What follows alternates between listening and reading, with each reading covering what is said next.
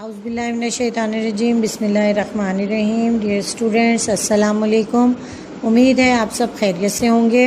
امید ہے آپ کو پچھلا لیکچر اچھی طرح سمجھ میں آ گیا ہوگا۔ بیٹے پچھلے لیکچر میں نے آپ کو حصہ نثر کے سبق نمبر 2 نظریہ پاکستان کا تعارف کروایا تھا۔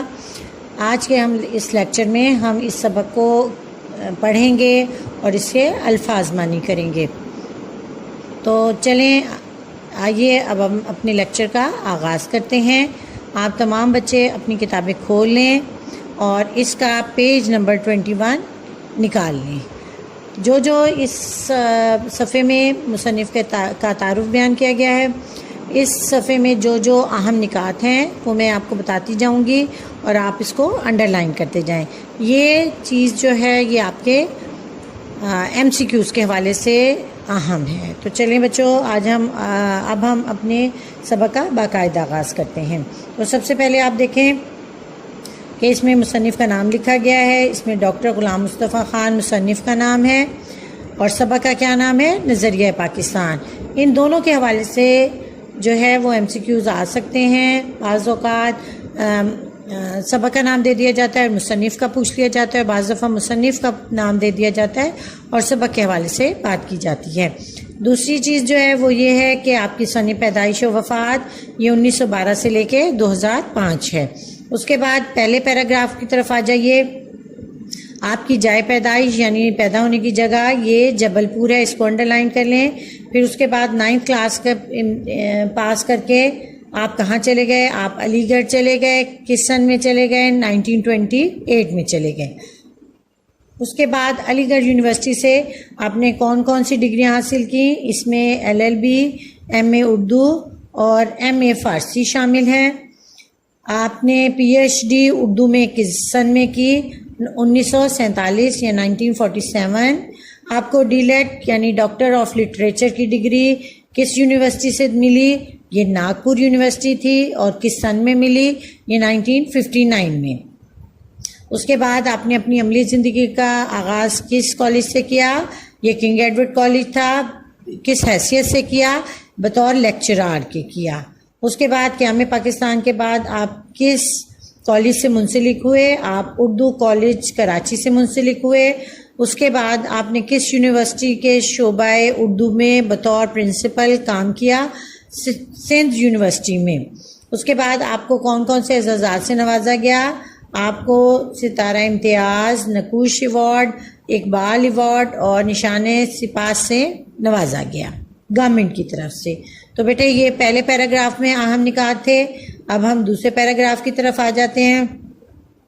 آپ نے بہت سے موضوعات پر بہت سے عنوانات پر موضوعات تحریر کیے جن میں مذہب، پاکستانیات، ادب، تصوف اور اخلاق شامل ہیں۔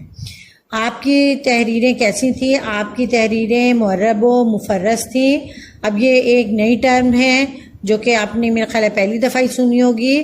تو معرب ایسی تحریر کو کہتے ہیں جس میں عربی الفاظ کا بکثرت استعمال کیا گیا ہو، اور مفرس ایسی تحریر کو کہتے ہیں جس میں فارسی الفاظ جو ہیں وہ زیادہ استعمال کیے گئے ہوں۔ تو ہم دیکھتے ہیں کہ ان کی تحریروں میں عربی اور فارسی کے الفاظ بکثرت استعمال کیے گئے ہیں۔ لیکن عام پڑھنے لکھنے والے کے لیے آپ کے مضامین جو تھے وہ انتہائی سادہ، عام فہم اور سلیس والے تھے، یعنی عام زبان استعمال کی گئی تھی۔ اچھا، انہوں نے کس زبانوں میں کام کیا؟ انہوں نے اردو، فارسی، عربی اور انگریزی زبان میں کام کیا۔ آپ نے کتنی کتابیں تحریر کی؟ انہی زبانوں پر تقریباً 100 سے زیادہ کتابیں تحریر کی۔ اچھا، اب ان کی تصانیف کی حوالے سے آ جاتے ہیں اور تصانیف کی بات کر لیتے ہیں کہ کون سی کتابیں جو ہیں وہ زیادہ آپ کی اہم ہیں۔ اس میں سید حسن غزنوی ہیں، حیات اور کارنامے، سراج البیاں، اقبال اور قرآن اور تنقید و تحقیق اہم ہیں۔ تو بیٹے یہ چیزیں تھیں جو کہ اس صفحے میں امپورٹنٹ تھی، تو آپ لوگوں نے مجھے امید ہے کہ ان کو انڈر لائن کر لیا ہوگا تاکہ جب آپ MCQs کی تیاری کریں تو آپ کو پتہ ہو کہ یہ چیزیں اس صفحے میں اہم ہیں۔ ڈیئر اسٹوڈینٹس، اب آپ اپنی کتابوں کا پیج نمبر 22 کھولیں۔ اس سبق میں ہم پیراگراف کی پڑھائی کریں گے پیراگراف کے حوالے سے، اور ہر پیراگراف میں جو مشکل لفظ ہیں ان کے معنی بتائے جائیں گے، اور جو حل طلب باتیں ہیں ان کی وضاحت کی جائے گی۔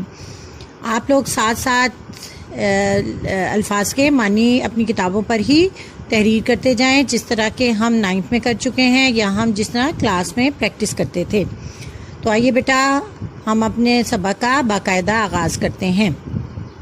مسلمانوں نے ہمیشہ رواداری برابری کو اپنا شیوا بنایا، طریقہ بنایا، لیکن جب کفر و الحاد، کفر ہوتا ہے اللہ کا انکار کرنا، الحاد کا مطلب ہے دین سے پھر جانا، غلبہ حاصل کرنا چاہتا ہے تو مسلمان اس کے مقابلے کے لیے ڈٹ کر کھڑا ہو جاتا ہے۔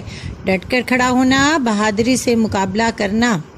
اکبر بادشاہ کی بے جا رواداری اور ملکی سیاست میں ہندوؤں کے عمل دخل کی وجہ سے ملک میں کافرانہ طور طریقے اس قدر رائج ہو گئے تھے، عام ہو گئے تھے کہ مسلمانوں کی آزادی خود ان کے دینی معاملات میں بھی ختم ہو گئی تھی۔ چنانچہ اکبر کے آخری دور میں اسلام کی سربلندی کے لیے حضرت مجدد الافسانی یہ نقش بندی سلسلے کی ایک اہم شخصیت ہیں، عالم دین ہیں، کھڑے ہوئے۔ آپ نے جہانگیر کے زمانے میں محض کا مطلب ہوتا ہے صرف، دین کی خاطر قید و بند کی سختیاں جھیلی کا مطلب ہوتا ہے برداشت کرنا، اور اسلامی قدروں کا مطلب ہوتا ہے طور طریقے کو نئے سرے سے دوبارہ فروغ دیا۔